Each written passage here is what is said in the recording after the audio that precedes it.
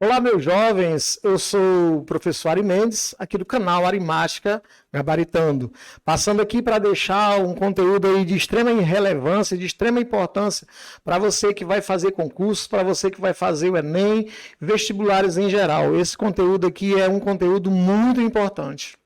A famosa análise combinatória.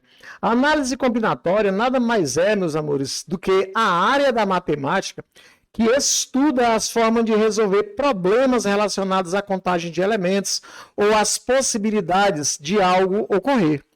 Por exemplo, se queremos saber de quais modos diferentes podemos organizar pessoas numa fila, ou qual o número de senhas que podemos formar com 3 letras e 3 números, ou verificar a quantidade de possibilidades de um jogo, de uma loteria, como Mega Sena, Loto Fácil, entre outros, esse conteúdo ele é de extrema relevância para você.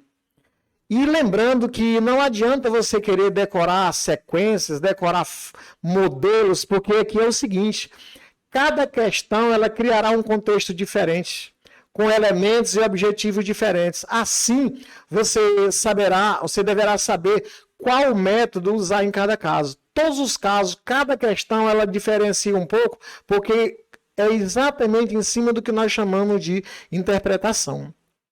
Existem várias e várias maneiras de aplicações do princípio fundamental da contagem, que é a abordagem dessa aula de hoje. Ela pode ser aplicada em vários exemplos, em várias tomadas de decisão, principalmente dentro da informática, senhas, dentre outros, como eu já mencionei. Beleza? Uma outra aplicação extremamente importante é dentro do estudo das probabilidade. Se você quer aprender probabilidade, comece primeiro estudando análise combinatória, porque senão no final vai dar tudo errado. Esse princípio que nós chamamos de princípio de contagem, ele também gera as formas de permutação, combinação e arranjo, que é objeto do nosso próximo estudo. Então, se você quer aprender um pouco de análise combinatória, com esse nome princípio de contagem, como aparece dentro das provas, fica concentrado nessa aula, não pule o vídeo, assista o vídeo inteiro, que você vai ver a diferença no final. Eu vou trabalhar uma aula com vocês com a teoria, passo a passo, depois a resolução de 10 questões, para que você absorva e veja como é que esse conteúdo é trabalhado de forma bem dinâmica, de forma bem coesa. Tá bom? Vamos lá? Vamos dar início à nossa aula? Se liga. Contagem, teoria agora, né? Princípio aditivo. Vamos começar falando do princípio aditivo. Nós vamos trabalhar várias questões de análise combinatória, galera, sem o uso de fórmulas, só usando os dois princípios aditivo e multiplicativo. Se um evento é 1, possui alfa resultados distintos e um segundo evento é 2, possui beta resultados distintos, sendo E1 e E2 conjuntos, que nós vamos dizer conjuntos disjuntos. Vamos já explicar o que seria isso, tá? Então, o número de resultados para que ocorra o evento E1 ou, vamos deixar isso aqui destacado, ou o evento E2 é dado pela soma alfa mais beta. Galera, quando eu tenho esse ou aqui em análise combinatória dentro das situações problemas, isso significa união, junção, tá? Isso é adição. Eu vou pensar exatamente nesse método aí, ó, princípio aditivo. Esse ou representa para mim a soma, a união, a junção dos elementos. Podemos dizer também, né, que a alfa maneira de ocorrer o evento é 1 ou beta maneira de ocorrer o evento é 2. Assim, a maneira de ocorrer o evento é 1 ou é 2 é alfa mais beta. Perceba, da noção de conjuntos, o uso da conjunção ou, que nos remete à operação de união. Galera, primeiramente eu queria chamar a atenção para esse detalhe bem aqui, ó. Presta bem atenção aqui, ó. Esse detalhe aqui. Quando eu falo assim, ó, conjuntos disjuntos, eu estou falando de dois conjuntos onde não há elementos repetidos. Imagina, por exemplo, se eu tenho essa situação aqui, ó, A com 2, 3, 5 e 7. Isso aqui é um conjunto A. Aí eu venho aqui e coloco aqui um conjunto B com 1, 4, 6 e 8. Perceba que entre esses dois conjuntos aí, A e B, não temos elementos repetidos, não há intersecção entre eles, certo? A intersecção entre eles é extremamente vazia. Então, quando eu falar para vocês conjuntos, disjuntos, eu estou falando de dois conjuntos onde não há o quê? Elementos repetidos. Tranquilo? Então, quando se usa o princípio aditivo, uma das coisas que você vai ter de lembrar primeiramente, são exatamente utilizados. Esse princípio aditivo ele é utilizado quando se tem dois conjuntos, E1 e E2, que são disjuntos, ou seja, onde não há elementos repetidos. Aí, quando acontece isso, esses dois resultados são distintos, certo? Esses dois conjuntos E1 e E2, eles são distintos, esses dois eventos, eu posso dizer que se eu estou pedindo a união, o evento E1 ou E2, é porque eu tenho de somar, tá? Então, pode observar que esse ou aqui já vem lá dos conjuntos, da teoria dos conjuntos. Se remete, ele se liga em relação ao quê? À união, certo? Vamos fazer uso de um exemplo aqui para a gente ver como que funciona isso. Em uma cantina de uma escola, há 4 salgados, tá? São 4 salgados, certo? Diferentes. 3 sabores de sucos também distintos, diferentes. De quantas maneiras uma pessoa pode se servir de um salgado ou, galera, fica antenado nesse ouzinho aqui, ó. Esse ou significa dizer que você vai fazer o quê, ó? Vai efetuar uma soma. Beleza? Se fosse I, era outra situação. Aí é o ou. Dois conectivos que em análise combinatória, você, concurseiro, você, aluno que vai fazer qualquer que seja a prova, o ou é somar. Beleza? O e significa que você vai efetuar uma multiplicação. Tá? Então, fica ligado nesses detalhes aí, porque são de extrema importância. Então, há 4 salgados diferentes, certo? Mais, porque eu tenho que somar, porque é o ou, 3 sabores de sucos diferentes. Então, isso aqui é simplesmente, ó, colocar o 7. Tá? 4 mais 3, 7. 4 de 1, 3. Então, eu vou fazer o quê? Vou efetuar uma soma. Tranquilo? Isso aí, galera, é o que nós chamamos de princípio aditivo. Olha só, galera, agora princípio multiplicativo, né? Se um evento E1 possui alfa resultados distintos e um evento E2 independente de E1 possui beta resultados distintos, então o número de resultados para o par de eventos E1 e E2 é dado pelo produto alfa vezes o valor beta, tá? Alfa vezes beta. Aqui, devido a eu falar I, certo? Quando eu uso o E, é porque eu vou fazer o quê? Uma multiplicação. Podemos também dizer que a alfa maneira de ocorrer o evento é 1 e beta maneira de ocorrer o evento é 2. Assim, a maneira de ocorrer evento é 1 e é 2 é obtido pela multiplicação da quantidade de maneiras, que é alfa vezes beta. Perceba da noção de conjuntos o uso da conjunção e, que nos remete à operação de intersecção. Beleza? Então, a união vai me dar a ideia de juntar, a intersecção lá dos conjuntos, né, do E, vai me dar a ideia de multiplicação. Tranquilo? Temos aqui como exemplo, eu já deixei a árvore de possibilidade já prontinha aqui para a gente não perder tempo, que diz o seguinte: uma pessoa tem no guarda-roupa 3 camisetas, 2 bermudas e 2 pares de tênis. Então, quantas camisetas são? 3 camisetas, tá? Aqui, camiseta 1, camiseta 2, camiseta 3, certo? A pessoa pega essa camiseta, vai vestir junto com a bermuda 1 ou com a bermuda 2. Ou veste com a bermuda 1 ou com a 2. Vestiu a camiseta 1. A bermuda 1, ele pode usar o tênis 1 ou o tênis 2 para combinar. Certo? A mesma coisa acontece aqui, ó. Se usar a bermuda 2, pode usar ou o tênis 1 ou o tênis 2. Aqui da mesma forma, ó.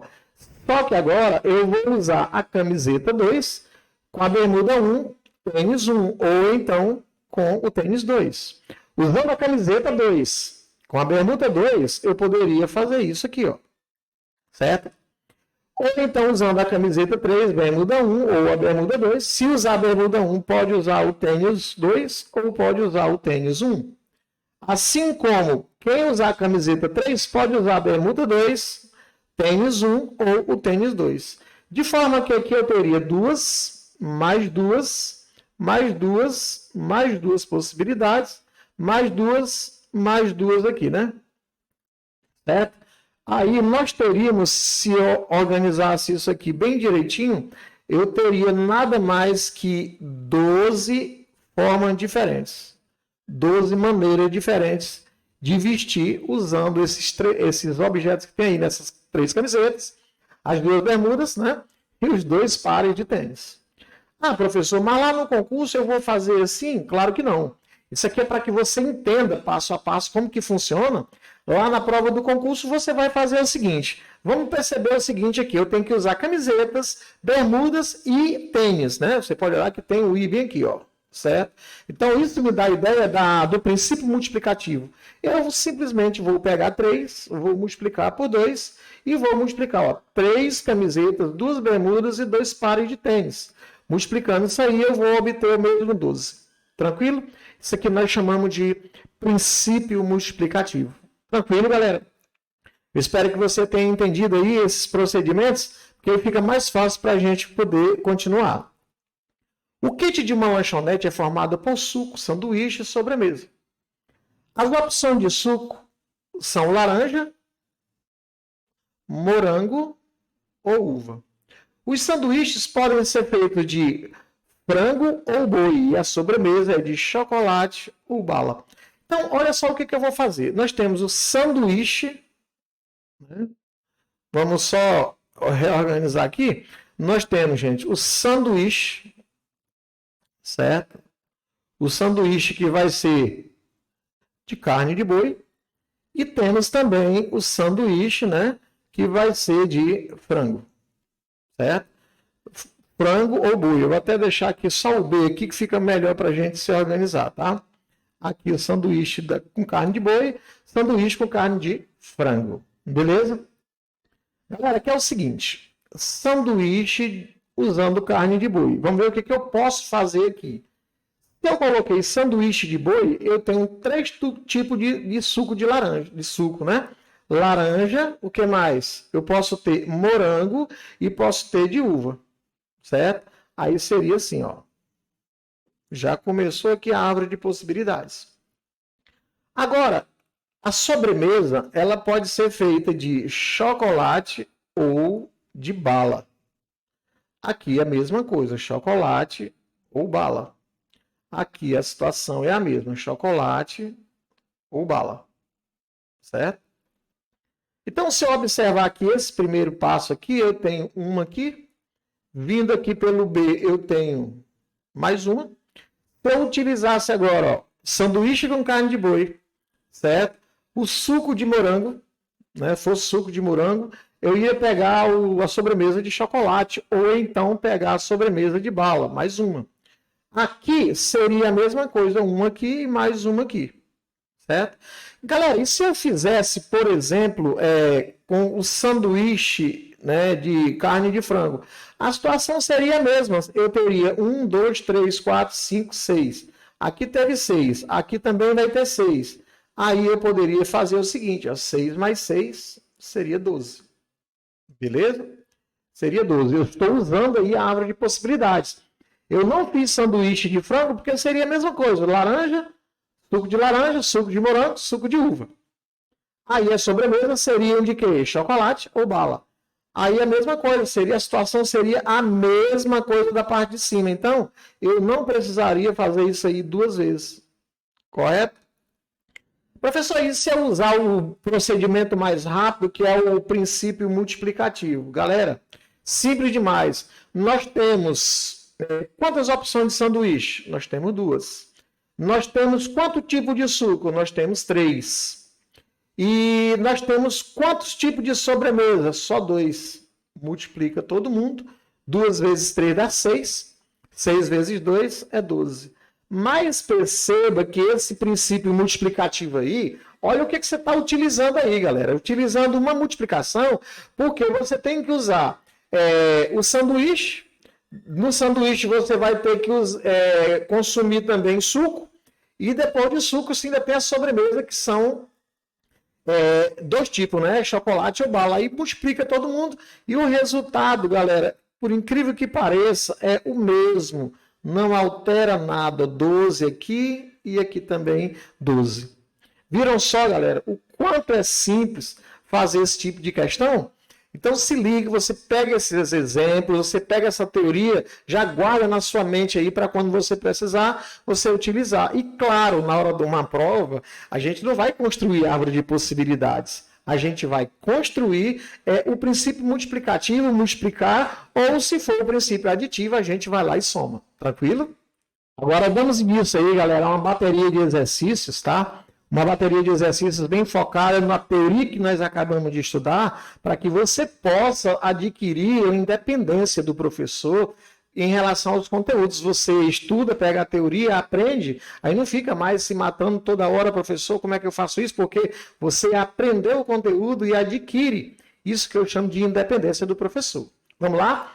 Dando início aí à questão de número 1. Para responder a certo questionário, preenche-se o cartão apresentado a seguir, colocando-se um X em uma só resposta para cada questão. Você vai colocar sim ou não. De quantas maneiras distintas pode-se responder a este questionário? Você vai responder a esse questionário. Então se liga aí, na primeira pergunta, vamos lá. Eu vou pegar um pincelzinho mais decente aqui, tá? Na primeira pergunta, o que eu posso ter? Eu posso ter o sim e posso ter o não. Então, são duas opções. Na segunda pergunta, na segunda questão, vai ser a mesma coisa, ou sim ou não. Então, duas possibilidades. Na terceira, professor, sim ou não, duas possibilidades. Na quarta pergunta, ou você responde sim ou responde não, mais duas opções de resposta. Quinta, quantas possibilidades eu tenho? Duas também. Professor, o que eu vou fazer com isso aí? Eu vou somar ou eu vou multiplicar? Veja só, eu pego a primeira questão, eu tenho duas possibilidades. A segunda, duas possibilidades. E a terceira, duas possibilidades. E a quarta, duas possibilidades. E a quinta, duas possibilidades. Então, será 2 vezes 2, vezes 2, vezes 2, vezes 2. É só multiplicar todos os valores. O resultado, ó, 32. Galera, gabarito disso aqui está onde, professor? Na letra C, certo? Uma questão bem simples, bem fácil, para que o aluno possa adquirir conhecimento, aprender e ficar firme nesse tipo de questões. Beleza? Mais uma questão aí, questão de número 2. Com os dígitos 1, 2, 3, 4, 6 e 8, pode-se formar X números ímpares, tá? Com 3 algarismos distintos cada um. Pode-se formar X números ímpares com 3 algarismos cada um. Então, vamos fazer o seguinte. Vamos desenhar aqui umas casinhas. Tá? Tá aqui o primeiro, o segundo e o terceiro. Aí são 3 números, né? Vamos dizer assim que aqui é o primeiro. Aqui é o segundo. E bem aqui, galera, ó, é o terceiro. Tranquilo? Vamos lá. Esses algarismos, ele disse aqui que eles têm que ser o quê? Ímpares. Eu tenho que ficar muito ligado no tipo de questão que é colocado para mim, porque um detalhe vai fazer uma diferença terrível aqui, tá bom? Então, olha só, são ímpares. Gente, para ser ímpar, esses números, eles têm de terminar assim, ó. Ou ele termina com 1, porque 1 é ímpar, ou vai terminar com 3. Só são essas duas possibilidades. Ou termina com 1, ou termina com 3. Beleza? Porque ali eu só tenho ímpar esse valor 1 e o valor 3. Então, ou ele termina com 1 ou termina com o 3. Quantidade de possibilidades para esse último algarismo aqui, ó, já foi pré-definida. Eu só posso colocar aqui duas possibilidades. Ou é 1 ou é 3. Então, duas possibilidades aqui. Beleza? Galera, agora vamos para os outros valores, tá? Vamos supor que eu escolho agora o 3, o 1, não importa. Agora, qualquer um que escolher não vai fazer diferença. Então, eu venho para cá. Tranquilo? Vou fazer esse primeiro aqui. Galera, eu tenho 1, 2, 3, 4, 5, 6. Veja que ele falou aqui algarismos o quê? Distintos. Se são algarismos distintos, né, então não vai haver repetição. Nenhum elemento vai se repetir. Desses 6 elementos aí, todos que eu vou colocar que são diferentes. Veja que aqui, nessa última posição, no terceiro elemento, eu já fixei o 2. Já tenho o número 1 e o 3. 2 elementos, então são 2 possibilidades. Tranquilo? Para esse último. Para o primeiro, se eram 6, eu já escolhi 1 para o último, então para cá só tenho 5 possibilidades. Veja que eram 6, 1, 2, 3, 4, 5, 6 números. 6 algarismos, mas como eu já fixei 1 nesse último aqui, ó, aqui já tem o 1 ou o 3, mas eu não vou colocar todos de uma vez, eu vou colocar um deles. Então são 2 possibilidades. Escolhi um para cá, tranquilo. Agora eu vou escolher um para essa posição aqui, ó. Mas como já foi escolhido um para o último, para o primeiro eu não tenho mais 6 disponíveis para mim escolher, eu só vou ter 5. E para esse segundo aqui, ó, esse que está na segunda posição aqui, quantas possibilidades eu vou ter de escolha, galera? Simples pra caramba. Eu já escolhi um para o primeiro, um para o último, então já foram 2. Dos 6 só me restam o quê? 4. Aqui eu faço o quê? Eu multiplico, professor, ou eu somo? Gente, eu escolhi para a primeira posição, eu tenho 5 possibilidades. Para a segunda, eu só tenho 4. Para a terceira, eu tenho 2. Então, né? Para a primeira posição, 5 possibilidades. E para a segunda posição, eu tenho 4. E para a terceira, somente 2. O que eu faço agora? 5 vezes 2 dá 20. 20 vezes 2, 40. Então, galera, esse X que ele perguntou aqui, já que ele falou assim, ó, ele disse que pode-se formar X números ímpares, porque os números não são números quaisquer, obrigatoriamente eles têm que ser ímpares, então foi feita aí toda a análise, tá? E chegamos nesse resultado aí, ó, 5 vezes 4, 20, 20 vezes 2, o que é? 40. Tranquilo?